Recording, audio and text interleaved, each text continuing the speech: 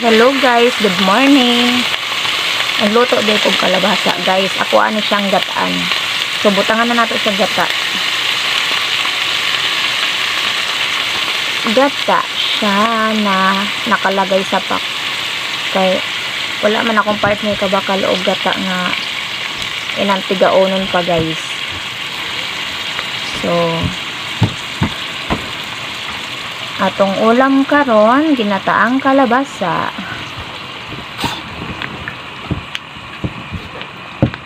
Diba?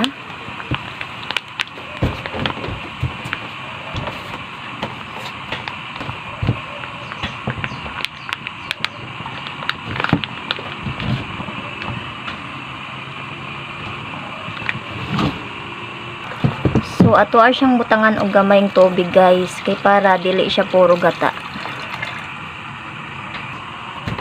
Unya ato siyang halo-haloon.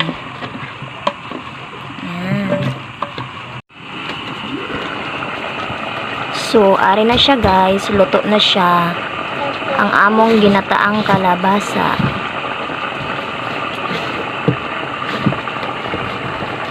Diba? May ulam ka na.